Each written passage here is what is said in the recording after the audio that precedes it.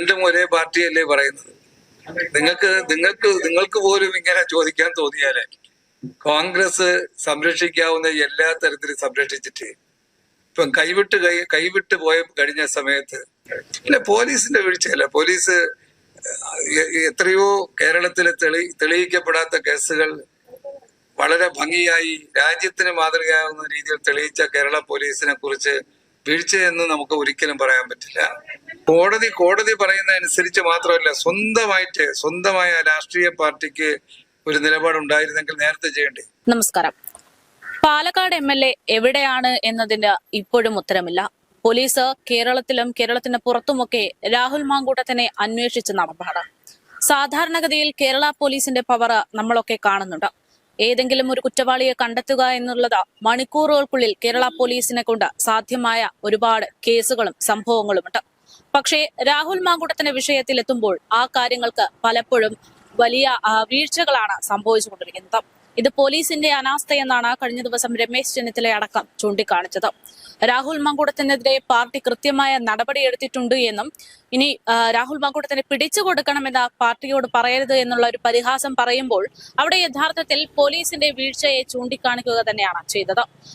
താനായിരുന്നു ആഭ്യന്തരമന്ത്രിയെങ്കിൽ 24 മണിക്കൂറിനുള്ളിൽ രാഹുൽ മാങ്കൂട്ടത്തിനെ അറസ്റ്റ് ചെയ്തേനെ എന്നുള്ളൊരു പരാമർശം നടത്തുന്നത് നിലവിലത്തെ ആഭ്യന്തരമന്ത്രിക്ക് അല്ലെങ്കിൽ നിലവിലത്തെ ആഭ്യന്തര വകുപ്പിന് ആ കഴിവില്ല എന്ന് പറയുന്നതിന് തുല്യം തന്നെയാണ്. ഈ ഒരു വിഷയവുമായി ബന്ധപ്പെട്ട ഇന്നിപ്പോൾ പ്രതികരണം നടത്തുകയാണ് ഭക്ഷ്യവകുപ്പ് മന്ത്രി അനിൽ. അദ്ദേഹം പറയുന്നത് ഇതൊരിക്കലും പോലീസിന്റെ വീഴ്ചയല്ല എന്നുള്ള രീതിയിലാണ്. എന്തായാലും അദ്ദേഹത്തിന്റെ പ്രതികരണത്തിലേക്ക്. രണ്ടും ഒരേ പാർട്ടിയല്ലേ പറയുന്നത്. നിങ്ങൾക്ക് പോലും ഇങ്ങനെ ചോദിക്കാൻ തോന്നിയാലേ കോൺഗ്രസ് സംരക്ഷിക്കാവുന്ന എല്ലാ തരത്തിലും സംരക്ഷിച്ചിട്ട് ഇപ്പം കൈവിട്ട് പോയ കഴിഞ്ഞ സമയത്ത് രാഹുലിനെ അറസ്റ്റ് ചെയ്യാൻ കഴിയാത്തതിന്റെ വീഴ്ച പോലീസിന്റെ തലയ്ക്ക് കൊണ്ടുവയ്ക്കുന്ന എന്തിനാ?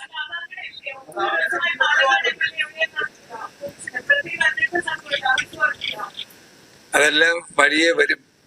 അതെല്ലാം പൂർണ്ണമായി തെളിഞ്ഞു വരട്ടെ.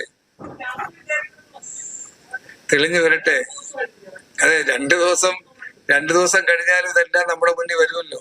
നമുക്കത് കുറച്ച് ശാന്തമായി ക്ഷമയോടെ അതിനെ വീക്ഷിക്കാം. ഇല്ല, പോലീസിന്റെ വീഴ്ചയല്ല. പോലീസ് എത്രയോ കേരളത്തിലെ തെളിയിക്കപ്പെടാത്ത കേസുകൾ വളരെ ഭംഗിയായി രാജ്യത്തിന് മാതൃകയാകുന്ന രീതിയിൽ തെളിയിച്ച കേരള പോലീസിനെ കുറിച്ച് വീഴ്ചയെന്ന് നമുക്ക് ഒരിക്കലും പറയാൻ പറ്റില്ല. അതല്ല, ഒരു MLA അല്ലേ. അതുകൊണ്ടാണല്ലോ ഇത്രയും കാലമായിട്ട് ഈ രക്ഷപ്പെട്ട് നടക്കാൻ കഴിഞ്ഞത്. MLA എന്നുള്ള 3 അക്ഷരം കോൺഗ്രസ് എങ്ങനെ കാണുന്നുവെന്ന് നമ്മൾ കഴിഞ്ഞ കുറെ നാൾ കൊണ്ട് ഈ വിഷയത്തിൽ കണ്ടില്ലേ. അല്ല, അത് അയാളുടെ വ്യക്തിപരമായി അയാൾ എടുക്കേണ്ടതാണ്. ഇക്കാര്യത്തിൽ വ്യക്തികൾക്ക് അവരവരുടേതായിട്ടുള്ള ചില രീതികളും ചില സമീപനങ്ങളും ഉണ്ടാകണം. കോൺഗ്രസിനകത്ത് യൂത്ത് കോൺഗ്രസിന്റെ ഒരാൾ ഇങ്ങനെ ആകാമോ എന്ന് അയാൾ സ്വയം ഉള്ളിലോട്ട് ചോദിക്കേണ്ട ഒരാളാണ്. അത് ചോദിച്ചോ? അയാളെ കുറിച്ച് വന്ന വാർത്തകളും വിവരങ്ങളും അനുസരിച്ച് ഇതെല്ലാം പാടുള്ള കാര്യമാണോ ചെയ്തത്? അതുകൊണ്ട് കുറച്ചുകൂടെ ശാന്തമായി നമുക്കത് മനസ്സിലാക്കിയിട്ട് നമുക്ക് അതിനെ സംബന്ധിച്ച്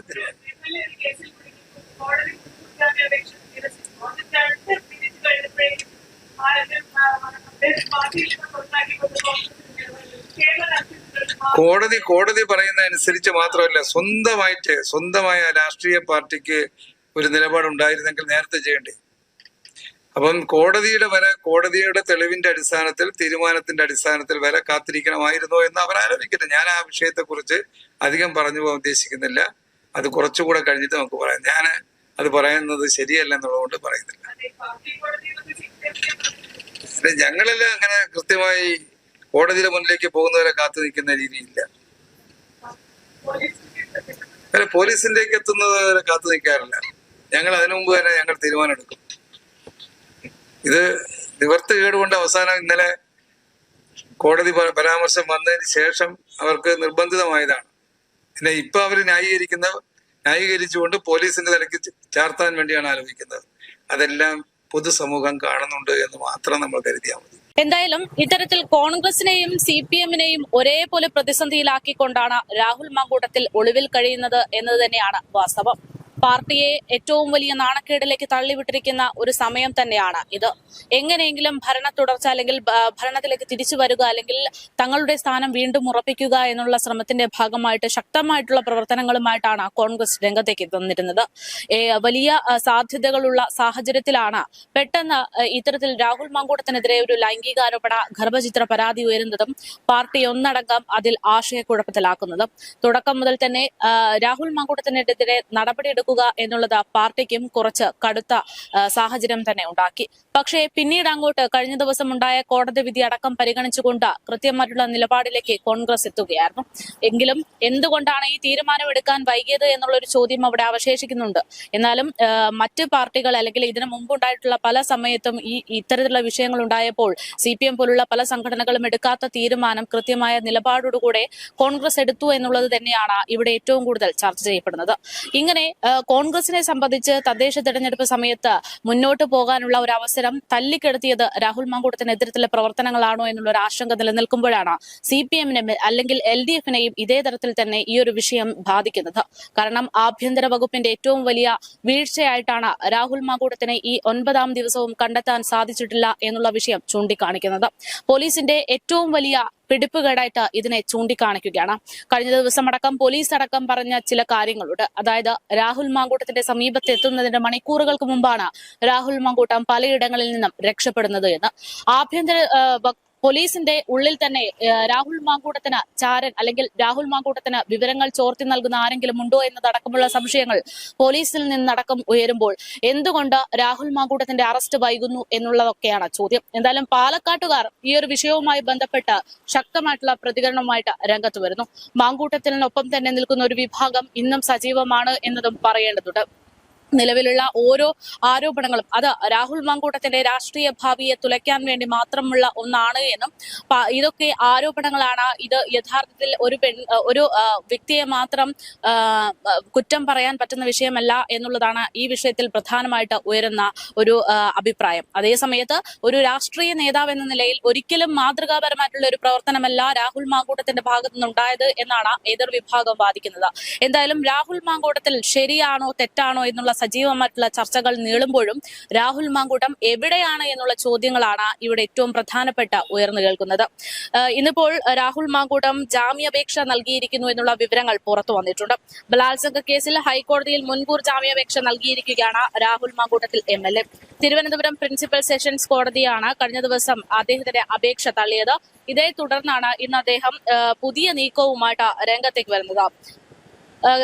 അതുപോലെ തന്നെ രാഹുൽ തൽക്കാലം കീഴടങ്ങിയേക്കില്ല എന്നുള്ള രീതിയിലുള്ള വിവരങ്ങളും സൂചനകളും പുറത്തുവരുന്നു. നിയമ പോരാട്ടം തുടരാനാണ് തീരുമാനം എന്നുള്ളതാണ് പ്രധാനമായിട്ടും വരുന്ന സൂചന. ഉഭയകക്ഷി സമ്മതപ്രകാരമാണ് പരാതിക്കാരിയുമായിട്ട് ബന്ധം നിലനിർത്തിയിരുന്നത് എന്ന് രാഹുൽ ഹർജിയിലടക്കം ചൂണ്ടിക്കാണിച്ചത് കൊണ്ട് തന്നെ ഈ കേസ് എത്രമാത്രം നിലനിൽക്കും എന്നതിനെ കുറിച്ചുള്ള സംശയങ്ങളുണ്ട്. എങ്കിൽ പോലും പരാതിക്കാരിയുടെ ഐഡന്റിറ്റി വെളിപ്പെടുത്തി എന്നതിന്റെ അടിസ്ഥാനത്തിൽ ഈ വിഷയത്തിൽ രാഹുൽ ഈശ്വറിനെ അടക്കം കസ്റ്റഡിയിൽ എടുത്തു വെച്ചിരിക്കുന്ന ഒരു സാഹചര്യം കൂടെ ഇവിടെയുണ്ട്. എന്തായാലും തുടക്കം മുതൽ തന്നെ ഈ വിഷയത്തിൽ ശക്തമായിട്ടുള്ള നിലപാട് അറിയിച്ചുകൊണ്ട് നിരവധി പേർ രംഗത്ത് വരുമ്പോൾ കഴിഞ്ഞ ദിവസമാണ് സജീവമായിട്ട് LDF-ന്റെ ഭാഗത്തു നിന്നുള്ള പ്രതികരണങ്ങളൊക്കെ ഉണ്ടായിക്കൊണ്ടിരിക്കുന്നത്. കാരണം രാഹുൽ മാങ്കൂട്ടത്തിന് ജാമ്യമില്ല എന്നുള്ള വാർത്തകൾ പുറത്തു വന്നപ്പോൾ പാർട്ടി രാഹുൽ മാങ്കൂട്ടത്തിനെ പുറത്താക്കി എന്ന് പറഞ്ഞപ്പോൾ അതിസജീവമായിട്ടുള്ള പ്രവർത്തനങ്ങളും പ്രതികരണവുമായിട്ടൊക്കെ ഓരോ CPM നേതാക്കന്മാരും കഴിഞ്ഞ ദിവസം രംഗത്തെത്തി. മന്ത്രി V ശിവൻകുട്ടി അടക്കമുള്ളവർ രംഗത്തെത്തി ചില പരിഹാസ പരാമർശങ്ങളൊക്കെ പറയുമ്പോൾ അത് ചൂണ്ടിക്കാണിക്കപ്പെടുന്നത് ഷാഫി പറമ്പിലേക്കാണ് എന്നുള്ളതാണ്. ഷാഫി പറമ്പിൽ MP അറിയാതെ രാഹുൽ മാങ്കൂട്ടത്തിൽ ഇത്തരത്തിൽ യാതൊരു പ്രവർത്തനങ്ങൾക്കും അല്ലെങ്കിൽ എത്രയും ഉറ്റ തോഴനായിട്ടുള്ള ഷാഫി പറമ്പിൽ തന്നെയാണ് രാഹുൽ മാങ്കൂട്ടത്തിന്റെ ഏറ്റവും വലിയ കൂട്ടുകെട്ട് എന്നുള്ള തരത്തിൽ ഷാഫി പറമ്പിലിനും വലിയ പ്രതിരോധം സൃഷ്ടിക്കുകയാണ് ഈ ഒരു വിഷയം എന്നുള്ളതാണ്. നിലവിൽ ഷാഫി പറമ്പിൽ പറയുന്നത് പ്രകാരം പാർട്ടിയുടെ തീരുമാനം താൻ സ്വീകരിക്കുന്നുണ്ട്. അതേപോലെ തന്നെ രാഹുൽ മാങ്കൂട്ടത്തിനെയും കഴിയൊഴിയാൻ സാധിക്കില്ല. അദ്ദേഹം തന്റെ സുഹൃത്താണെന്നും പക്ഷേ ഇത് വ്യക്തിപരമായിട്ടുള്ള കാര്യങ്ങൾക്ക് തനിക്ക് പങ്കില്ല എന്ന തരത്തിലുള്ള ഒരു പ്രതികരണമൊക്കെ നടത്തുന്നു.